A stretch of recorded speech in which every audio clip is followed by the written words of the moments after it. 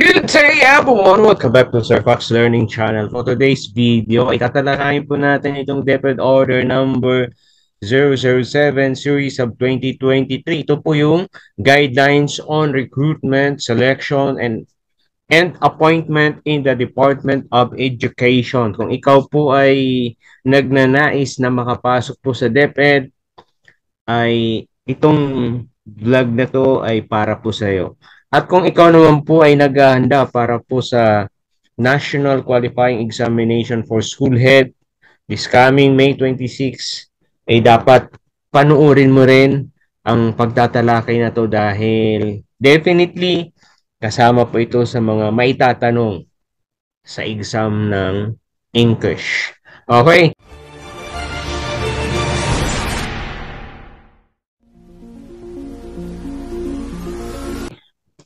Guidelines on recruitment, selection, and appointment in the Department of Education. So ano nga ba yung mga guidelines? Important details about this DepEd order. Ito po yung pinaka-latest in terms of recruitment and selection sa and appointment sa DepEd.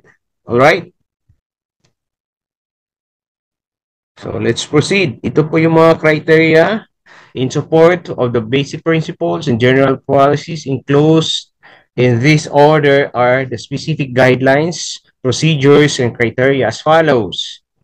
Criteria and point system for hiring to Teacher 1, Kindergarten to 12 positions, Inclusion 2, criteria and point system for hiring and promotion of school administration or SA position, Inclusion 3, criteria and point system for hiring and promotion for related teaching position, Inclusion 4, 5, and so on and so forth. So ito po yung mga matatalakay po natin in this DepEd order. Let's proceed. Ito po yung mga basis. Anong sabi po dito? All orders, rules, and regulation and other related issuances to include but not limited to the following and or provisions therein which are inconsistent with this order and its provision are replaced or repealed, rescinded, or amended accordingly. So, ito yung basis po nitong DepEd order number 007. Ayan. DepEd order number 2, 2002, DepEd order 50, 2003, DepEd order 85, 2003, DepEd order 16, 2005, DepEd order 17, 2006. Ayan, hanggang sa ang sinundan po nitong DepEd order number 7, series of 2023 ay DepEd order number 7, series of 2015, hiring guidelines for teacher 1 position effective school year 2015-2016. So ngayon, ang pinaka-latest ay DepEd order number 007, series of 2003. Ito pa pala kung madami pa. Sige. Proceed po tayo. Ayan, ang rationale. Magbasahin pa ba natin? In the Department of Education, Section 2, Article 9 of the 1987 Constitution of the Republic of the Philippines provides that appointments in the civil service shall be made only according to merit and fitness. Moreover, Section 2, Subtitle A, Title 1, Book 5 of Executive Order number 292, otherwise known as the Administrative Code of 1987, provides under recruitment and selection of employees that opportunity for government employment shall be open to all qualified citizens and positive efforts shall be exerted to attract the best qualified to enter the service. Employees shall be selected on the basis of fitness to perform the duties and assume the responsibilities of a position. So, basahin nyo na lamang po yung rationale. Hindi na po natin tatalakayin. Malino lang po dyan, hindi basta-bastang ipapasok na lang. May proseso na gagawin. according to RA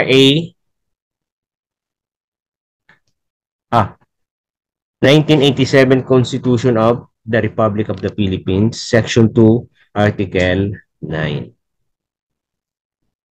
So, in accordance with the law. So, ang scope of this DepEd order, this policy provides guidance to human resource management officers,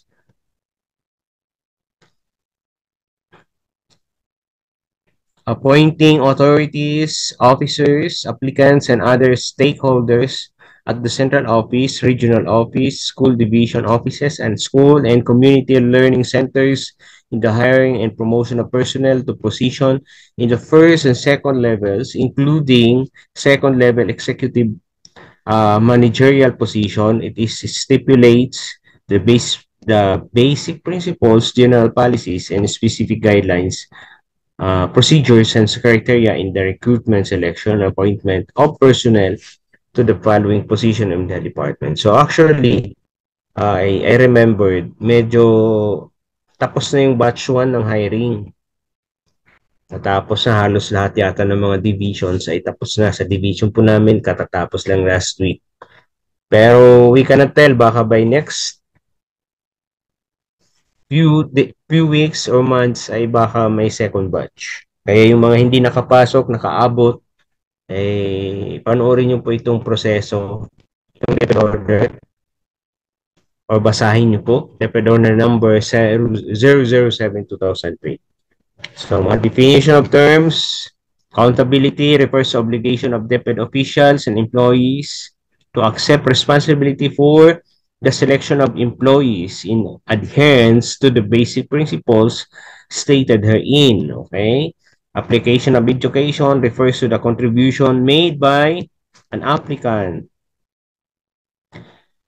Application of learning and development refers to the contribution of made by an applicant that has have led to positive outcome. Okay, development. Background investigation refers to verification, background investigate, of an applicant's credentials. Behavioral events interview refers to the conduct of direct inquiry with the applicants, focusing on the display of desired behaviors when subjected to specific situations or conditions in their previous and or current workplace.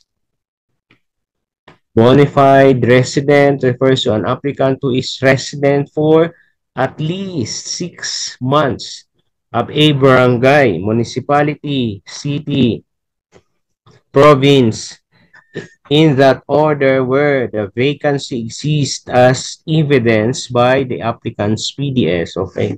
Dapat pala, pag applicant ka, naka at least 6 months kang nakatira sa barangay kung saan ka mag-apply na school. Oh.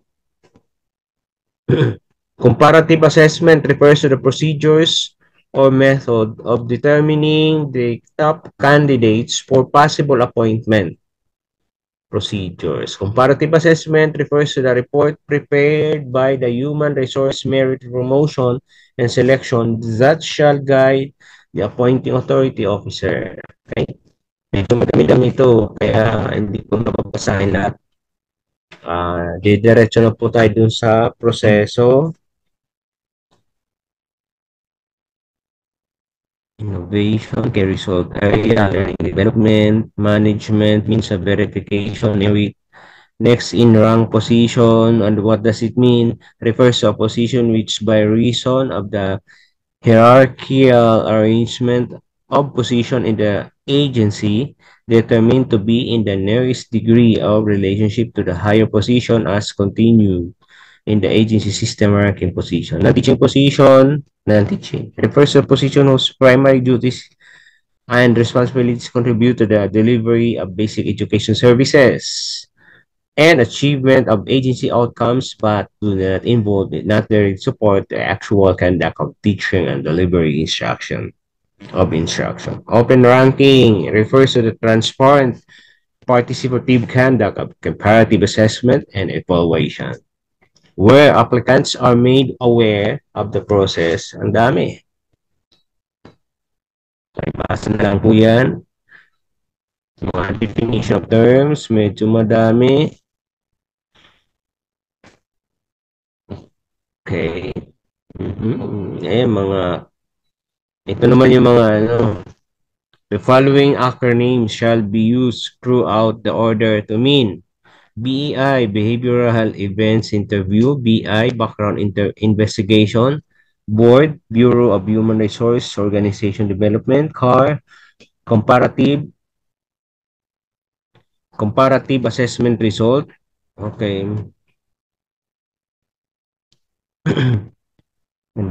Yan. Policy Statement. Basahin nyo na lang. Faithful. Sige, basahin ko itong first part. It is the policy of the Department of Education, Department to uphold the principles of merit, competence, fitness, accountability, transparency, and equal opportunity in the recruitment, selection, and appointment of personnel in the department. Faithful to the DepEd's trust to continuously improve itself and better serve its learners and stakeholders. This policy shall provide for a systematic process of hiring and promotion that shall ensure the placement of the provider for a systematic process of hiring. Okay. Sige, basa. Procedures.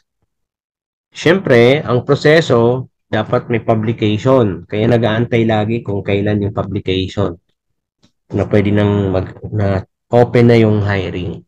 So in accordance with the provision of Republic Act number 7041, otherwise known as the Act of requiring regular publication of existing vacant position in the government offices, appropriating funds therefore, and for other purposes. So, may publication.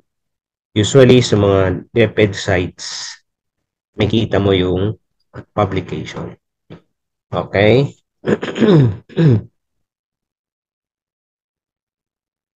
So, ito yung example ng publication.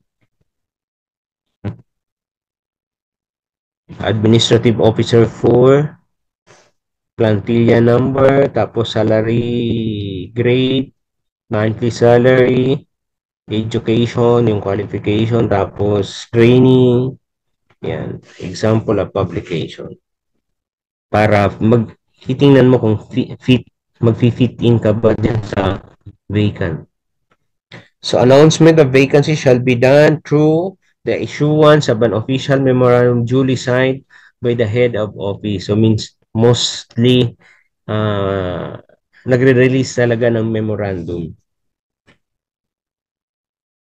Kung ano yung mga position na kailangang i-fill in. Okay? So, position title, salary, monthly salary, CSC approved qualification standard, equal employment opportunity, job description, list of requirements.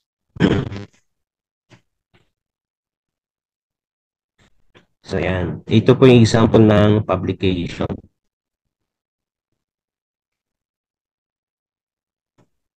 Tapos, in terms of submission and receipt of application documents, all interested applicants to vacant position whether internal or external to DepEd shall submit the following documentary requirements to the respective HRMO. Through the Records Division Section Unit or subcommittee designated by the head of office to perform the function of receiving application documents on or before the deadline indicated in the official memorandum. Kaya nakabasis talaga sa memorandum. Yun laging babantayan yung memo. Kung kailan yung hiring at kung kailan yung deadline.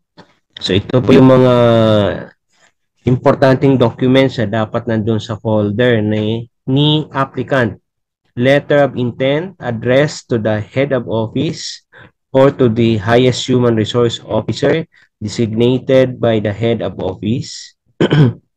Duly accomplished PDS or CS form number 212 revised to 2017. Titingnan nyo po yung PDS 2017 with work experience sheet if applicable. Photocopy of valid and updated PRC license if applicable. Photocopy of certificates of eligibility ratings if applicable. Dapat meron ka para sure na pasok. Diba? Photocopy of scholastic academic records as but not limited to transcript of records and diploma including completion of graduate and postgraduate units degrees if available. Photocopy of certificates of training if applicable. Photocopy of certificates of employment, contract of service or duly signed service record kasi yung mga yan magde-design sa point system. Importante sa point system. Photocopy performance rating, checklist of requirements, and omnibus sworn statement of the certification on the authority of veracity and other documents. Okay? Ano yung mga means of verification showing outstanding accomplishment, application of education, and application of learning and development record from the date of last issuance appointment.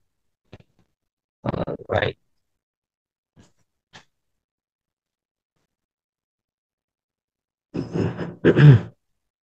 Sabi po dito, basahin natin ito ba? Parang important ito. Not applicable to senior high school applicants for possible appointments. Itong under provisional status and other applicants for possible appointments under temporary status. Not applicable to senior applicants for possible appointment. Ano yun not applicable? Yung MOB. Para doon sa mga provisionary. Okay. Hinihikap na. In consonance with RA 8792 or the Electronic Commerce Act of 2000, which provides that electronic documents shall have the legal effect, validity, or enforceability as any other document or legal writing, and where the law requires a document to be in writing, that requirements is met by an electronic document if the said electronic document maintains its integrity, reliability, and can be authenticated so as to be usable for subsequent reference. Online submission of electronic copies of the above enumerated application documents may be allowed, okay, subject to the submission of the hard copies upon request for purposes of verification. Sometimes, pag nagmamadali, pwede yung PDF file, yung soft copy, tapos saka na lang to follow na yung hard copy. Okay. Individual who fail to submit complete mandatory documents, item 20.8 to 20J, on the set deadline indicated on the official memorandum shall not be included in the pool of official applicants. Kaya yung ka-churchmate ko, hindi na po siya tumuloy kasi hindi napirmahan yung kanyang certificate of ng NICAP. Kaya hindi na siya tumuloy dahil lang dun sa perma ni Cap. Dahil nagkataon na last day na at hindi available si Cap, hala na. Tapos ang boxing. However, non-submission of the additional documentary requirements or those that may be required by the HRM PSB shall not warrant exclusion from the pool of official applicants. No additional documents shall be accepted after the set deadline, wala nang pahabol, as indicated in the official memorandum. So talagang ano, pag nagpasa ka, dapat kumpleto na yung required. What are you doing, guys? Okay? All official applicants in the pool shall be assigned with application code to ensure objectivity and integrity of the process and to protect the identity of the applicants when posting the result. So, makakatanggap ka ng code. So, dapat makatanggap ka sa email. Kaya dapat pag applicant ka, dapat mag-check ka lagi ng email kung meron ka ng code. Okay. For teacher hiring, individuals who will submit application documents after the official publication in the CSC website shall be accepted but will be accommodated in the next round of assessment. The applicants assume full responsibility and accountability for the completeness, authenticity, and veracity of the documents. Dapat kumpleto, maayos ang dokumentos mo. Okay?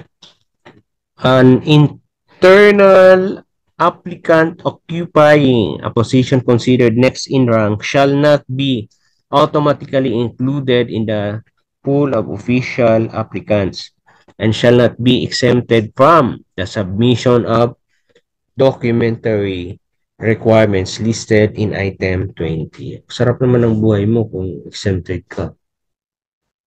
Next in rank, porket next in rank ka. Hindi. Dapat mag-follow ka pa din ng policy. Okay? Tama?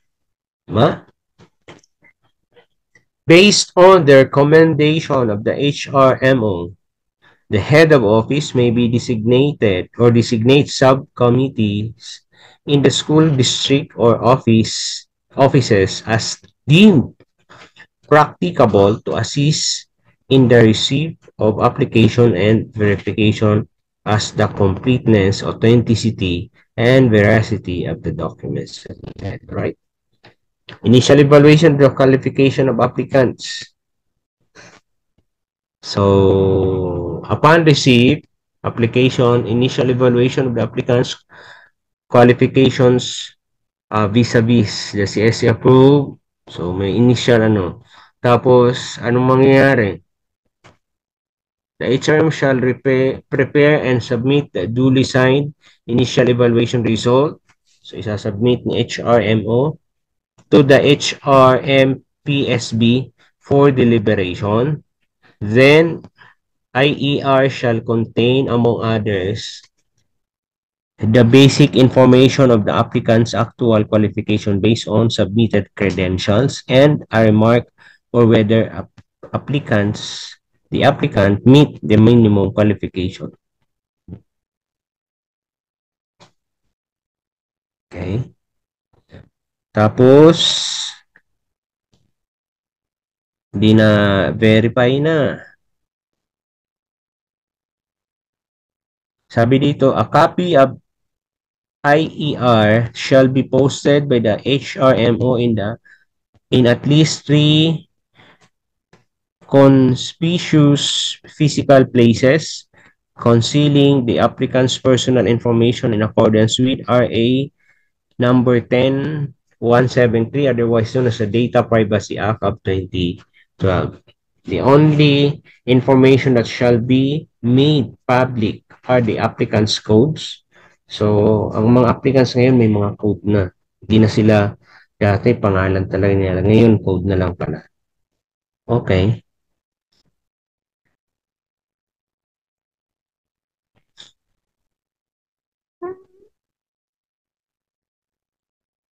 So, cooperative assessment of applicants upon receipt of the report of the HRMO on the IER, the HRM PSB through judicious and objective conduct of evaluative assessment shall assess the applicants to determine the top candidates deemed most qualified for the appointment to the vacant position based on the principles of merit and fitness and in accordance with the criteria and point system stipulated in this order The HRMPSB shall evaluate the competencies of applicants vis-a-vis the required competencies of the position to be filled, especially the HRM PSB shall perform the following: convene the applicants in group to witness the paper evaluation.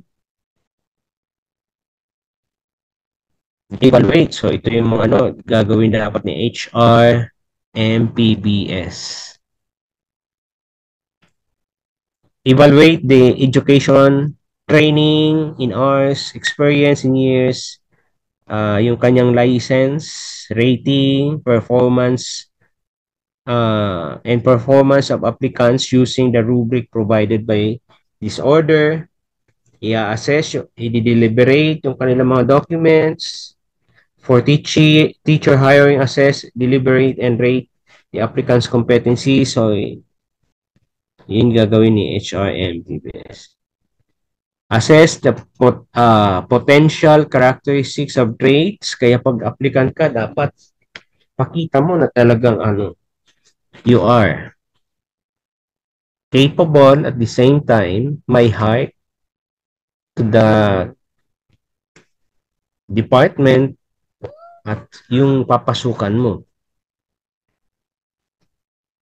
Adopt the use of online platform and other remote modalities and alternative strategies in the conduct of paper evaluation, demonstration, teaching, administration to the test and examinations, BI meetings, and deliberations among others as may be necessary.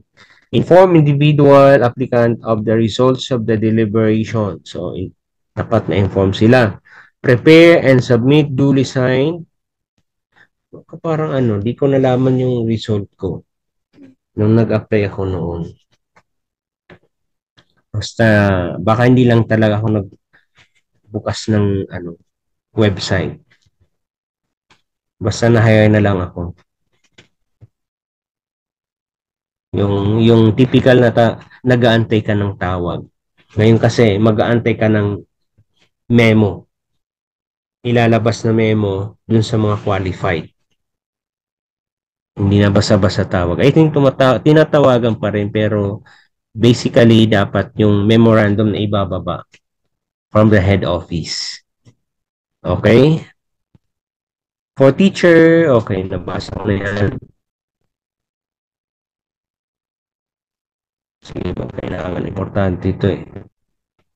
The provision under Part V of Part 5, institutional arrangement, merit selection, plan of on the composition and function of the HR MPSB shall apply. Majority, okay. For teacher hiring where the call for application, initial evaluation and comparative assessment may be done prior to the actual vacancy considering 1 year validity of the RQA and HRM PSB shall be convened. An open ranking system shall be adopted to ensure transparency in the process and results of the comparative assessment, wherein applicants or subset of applicants are present. Ito. In the event when face-to-face conduct of the comparative assessment or open ranking is not feasible, anong gagawin ni HRMPSB? May adopt the use of online platform and other remote modalities and alternative strategies as deemed practicable and applicable. Protocols and procedures on the adoption of remote modalities shall be detailed in the memorandum signed by the head of office. Kapag hindi pwedeng mag face-to-face during the comparative assessment ranking, dapat pa rin magkaroon ng virtual. Sabi po dito, any issue of the comparative assessment shall be resolved by the HRMPSB prior to the submission of CAR. Okay.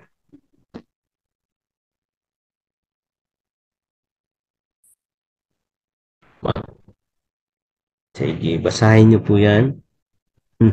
Basahin niyo. Puro na lang ako magbabasa eh.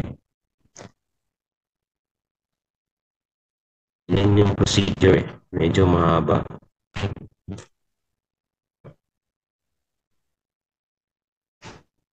So, for HCS,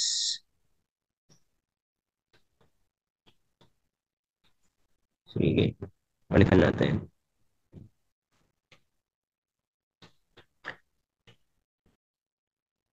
So, ito yung ano eh. Separate sets of car RQA shall be prepared and submitted by the HRMPSB according to the following: kindergarten, junior high school, senior high school. So, K to 6. KS4 naman tong ano. Sa junior high school, label per learning area. Sa senior high school naman, nakakategorize naman per track. So, ang track ko dito ay academic track. Sa senior high school, academic track. Okay. So, iba-iba yung car RQA. Yan, basa.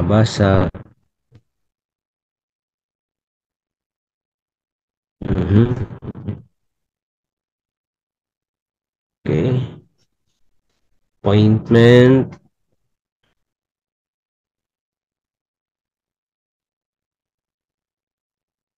So, itong localization law.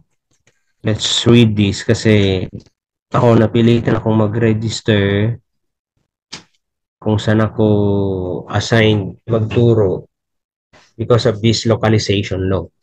So ano ba itong sinasabing localization law?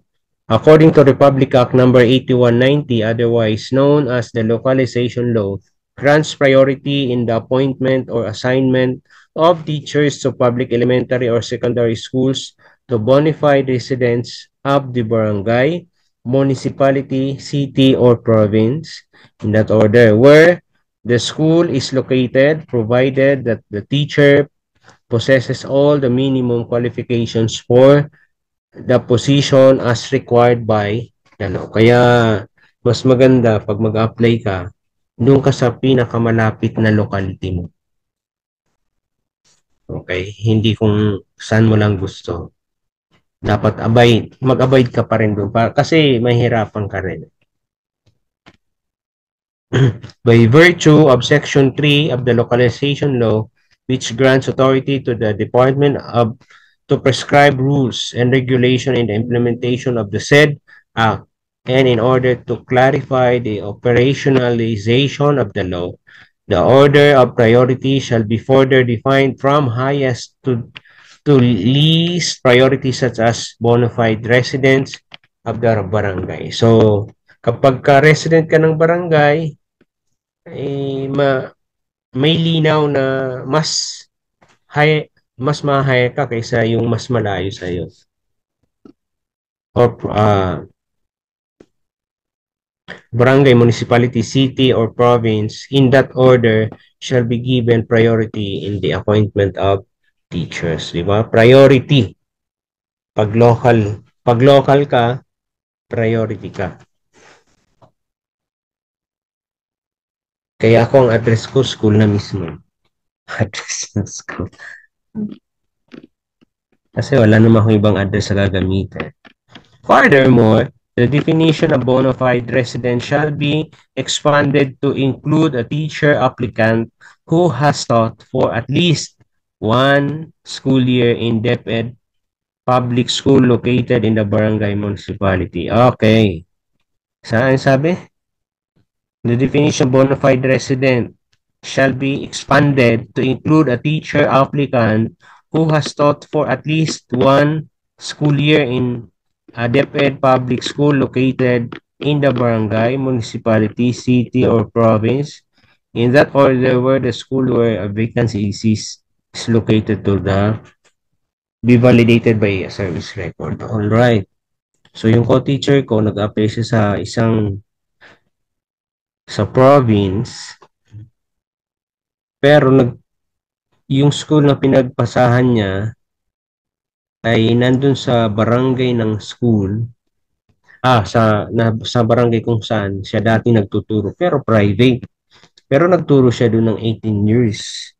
Pwede kaya siyang makonsider is illocal? Ang sabi kasi dito, public eh. Walang sinabing private.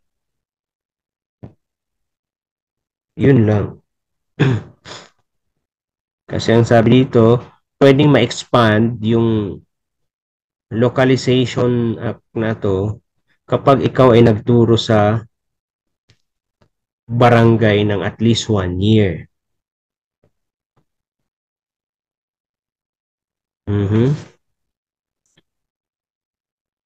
Saan na ba yung binasa ko?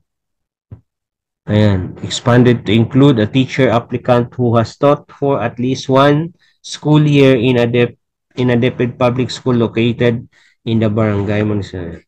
Other laws or provision of the law,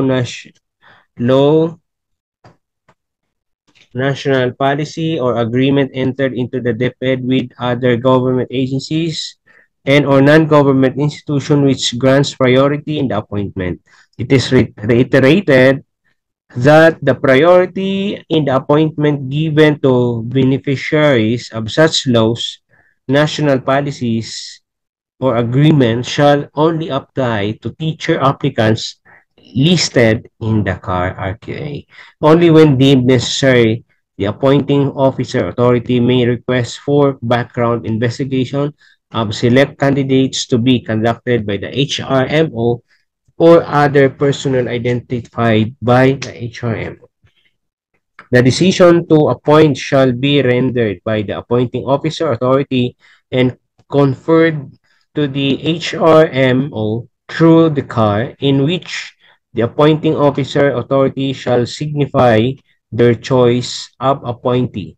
The same shall be the basis of HRMO in the preparation and submission of appointment, prepares the documentary requirements. Okay. Yun lang pala.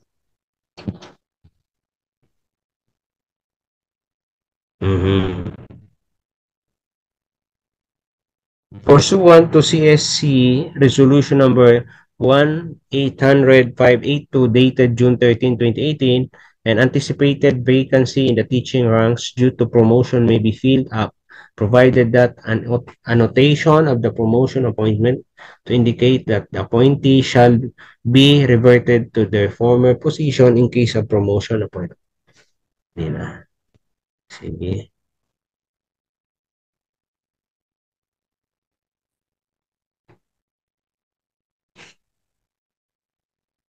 Ito yung sa senior high school yung provisionary yung 5 years.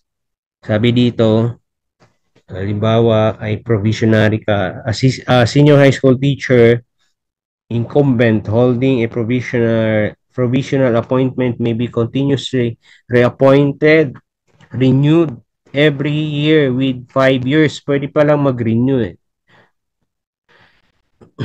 Nandito pala to eh. Pwede palang mag-renew yung provisionary every 5 years. Reckoned from the date of first hiring provided that the SDO, yun lang, provided that the SDO, School Division Official, cause the publication and posting of the teaching position occupied by the provisional appointee every 6 months after the first issuance of the provisional appointment to invite qualified eligible applicants to undergo the selection process. So, pwede mag-renew, pero merong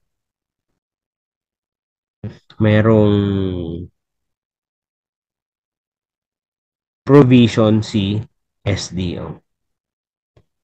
The appointing officer authority shall be accountable in the appointments and in responding to queries and clarification pertaining to the results of the selection. Any protest, meron ba? On the appointment shall be accountability of the appointing officer. In accordance with RA 8190 and its implementing rules and regulations regarding to appointment or assignment of classroom public school teachers shall be prescribed in 3 months upon the issuance. Okay.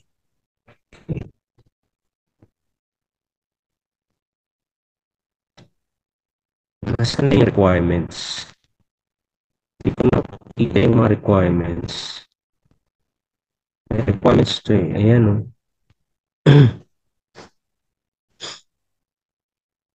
So, criteria and point system for hiring to teacher 1 position.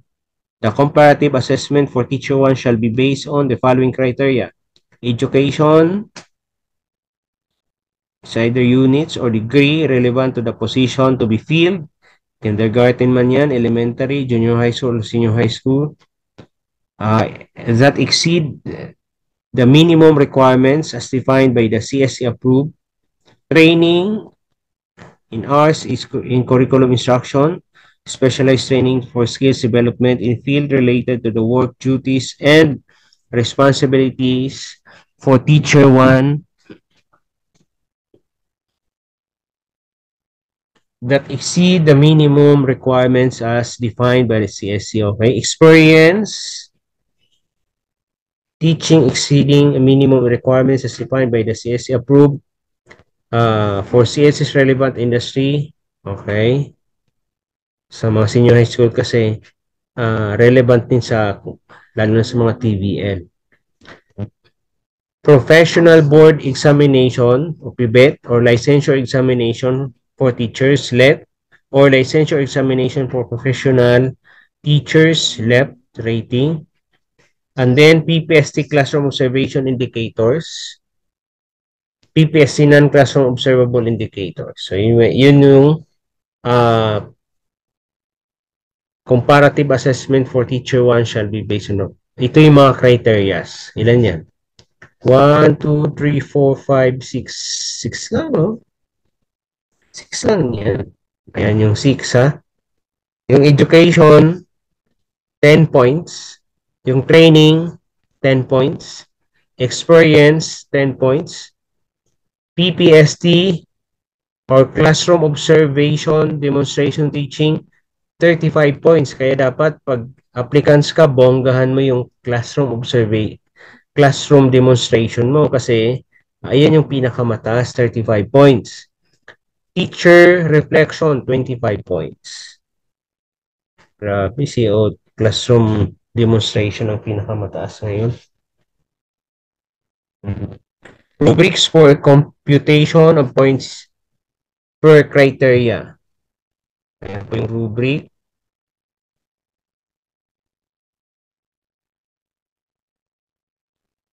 So may mga equivalent points per unit earned. Ayan.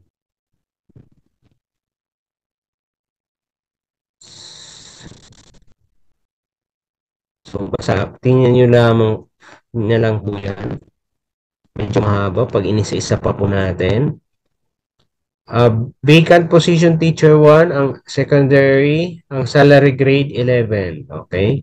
Qualification standard per CSE, approved education, training experience. Training experience, sabi dito na required experience and required as well. Pag teacher 1. The date of HRM PBS assessment, open ranking system.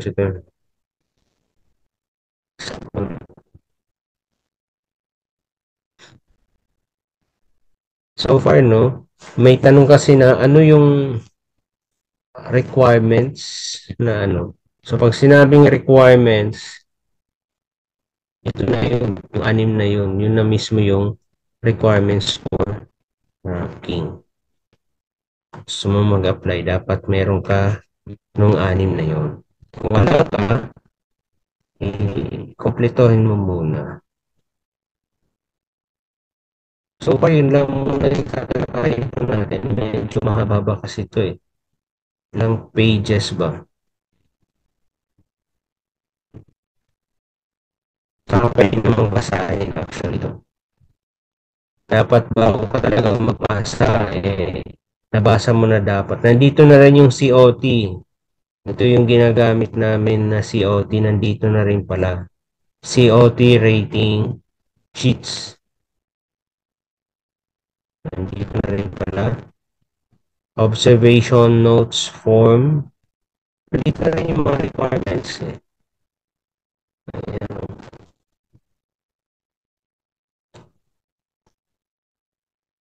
So, for an applicant, dapat bago ka mag-submit ng application, itong DepEd Order number 7 Series of 2023, dapat nabasa mo muna. Kung hindi man, pwede mo siyang panoorin sa YouTube, katulad nito, pwede mo panoorin yung video ko para double purpose. Natuto ka, nakatulong ka pa.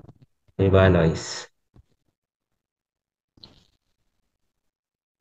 Yung classroom observation tool, recruitment, selection, placement. Nandito na rin eh. Kaya hindi ka na talaga maliligaw pag ikaw ay applicant. Nandito, babasahin mo lang talaga tong DepEd Order number 7.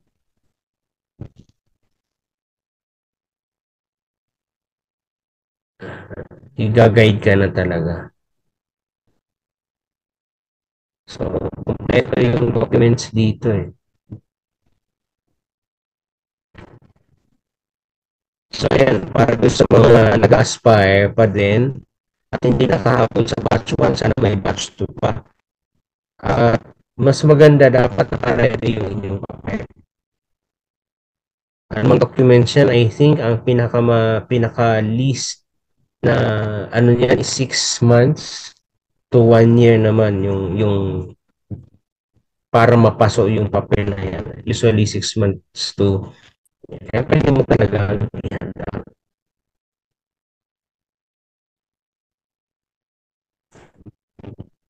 I think yun na po muna yun.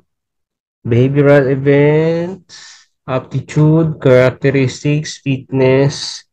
So, aptitude, pag sinabing aptitude, the BAI shall be used to assess an application potential or their capacity and ability to assume the duties of position to be filled.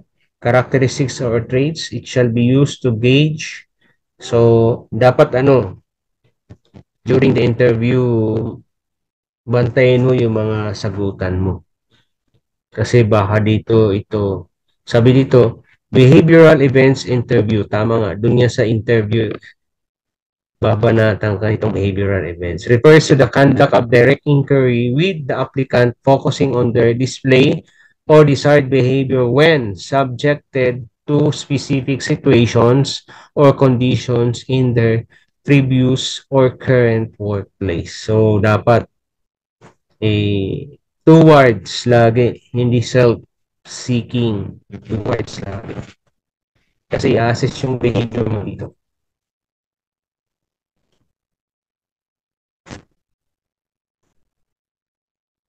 So, means of verification, actually, kung ano yung requirements, yun din yung means of verification mo. Sige, yun lang muna tayo. At sana kahit pa paano nakatulong po ito sa inyo, lalo na sa mga nag-aspire mag-apply at nag-aspire din para maging school head, dapat itong proseso na to, alam mo rin dahil ikaw yung tatanggap ng applicants soon pagluluubin na pumasa ka sa Inquest 2024. Thank you for watching. Sana kung nagustuhan mo ang video na to, don't forget to click the subscription button and notification bell on para maging updated ka sa mga susunod pong video lessons. Happy learning, everyone!